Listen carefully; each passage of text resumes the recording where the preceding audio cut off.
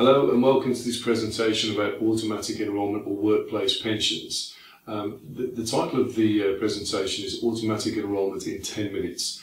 We're not going to be able to cover all of the subject in that time, but I just wanted to make the video brief and to the point so that you can be aware of the things that are going to affect you as an employer or even an accountant working with employers, and the things that are going to be involved for you to consider.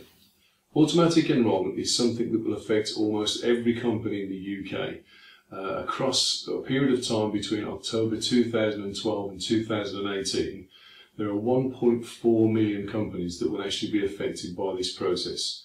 Each company will have a set of responsibilities to follow and to make sure they communicate the responsibilities with their staff. Okay, so let's look at the process involved with automatic enrolment. The first and most critical thing is to know your staging date, and I would suggest you should know your staging date well in advance of the actual date itself, preferably at least 6 months, to make sure that all of your arrangements can be made in time. Your staging date is quite simple to find. You visit the Pensions Regulator website, type in your PAYE reference number, and that will give you your specific own date, the date by which you have to comply as a company. Unfortunately, you can't move your staging date back. You can, however, if you choose, bring your staging date forward, and that can have some advantages. It depends upon when your actual date is and how many numbers of companies are actually staging at the same time as you. So it's worth considering. At the point that you reach your staging date, you must be in a position to be ready to follow the rest of the procedure. That involves assessing your work staff to find out who's eligible to join the pension scheme, communicating with all of the employees. You must have a pension scheme in place to receive the contributions. You have to automatically enrol the eligible employees and pay the prescribed minimum contributions or more if you wish. And obviously you have to keep accurate records on an ongoing basis.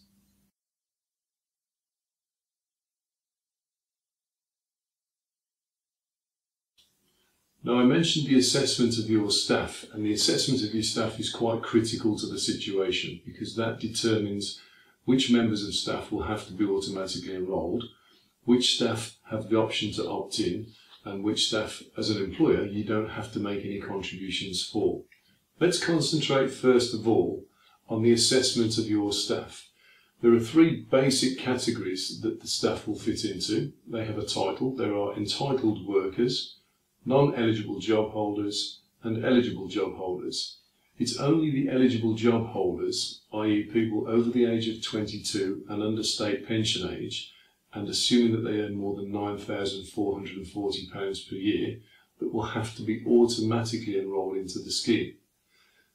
There are, however, non-eligible job holders who can ask to be included within the scheme as well. So if that is the case, you as the employer would have to make relevant contributions for those people too. Your staff are continuously assessed on every pay reference period. So if you pay them weekly, you have to do this weekly. If it's monthly, obviously you have to assess them monthly, and so on. You can postpone the assessment of your staff for up to a 3-month period.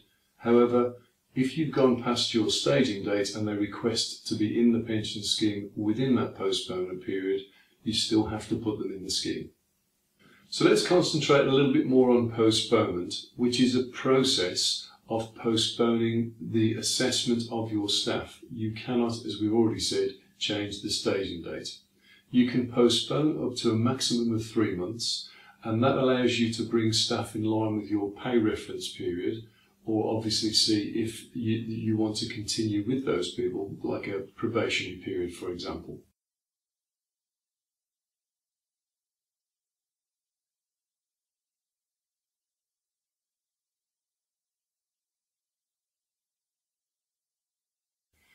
As you're assessing the staff continuously, it may be that their earnings fluctuate, and that changes the actual category of worker that they fall into.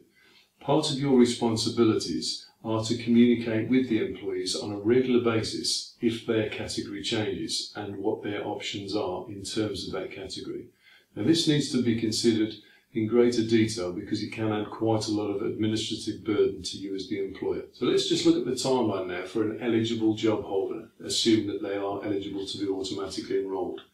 There is a 3-month joining window. Again, if postponement takes place, a communication has to go out within a month of that postponement to explain what's going on and why it's happening. Once the 3-month period has passed, a communication has to go out from the provider to tell them that they've actually been automatically enrolled into the scheme. They then have a 1-month opt-out window where they can opt out of the scheme.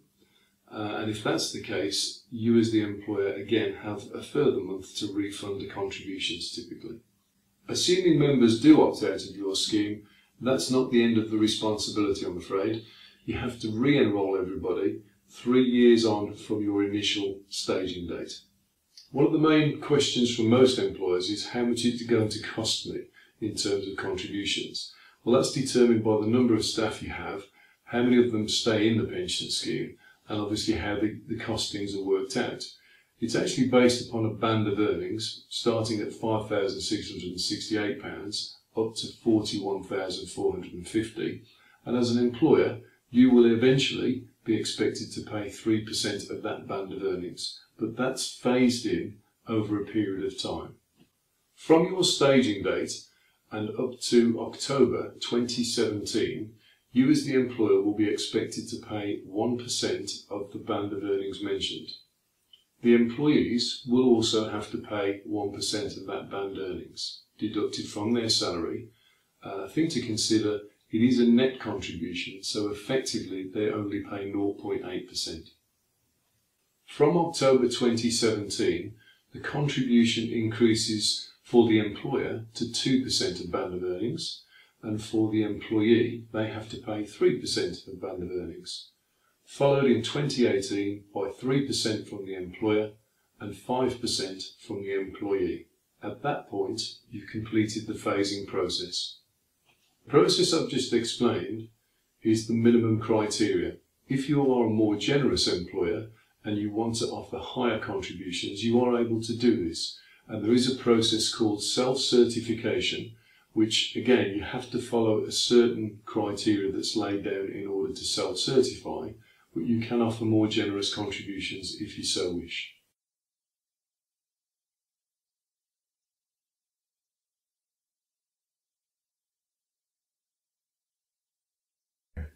So far, we haven't discussed how to choose a quality workplace pension scheme. One thing that is becoming apparent, more and more providers are becoming less and less obliging in terms of taking on any number of staff with any number of contributions. So it's likely that the further down the staging process you are, the less likely you are to be able to go and select any number of companies you wish. As we've gone through this presentation, I've tried to explain that in every part of the process, communication with your staff is key to making sure that you comply with the legislation. Communications are important. For example, if you're going to change the pension scheme that you have, or you've selected a new pension scheme, you need to let your staff know about that. If you assess that your staff and they fall into a different category for one particular month, again you need to send out a communication letter that tells them that.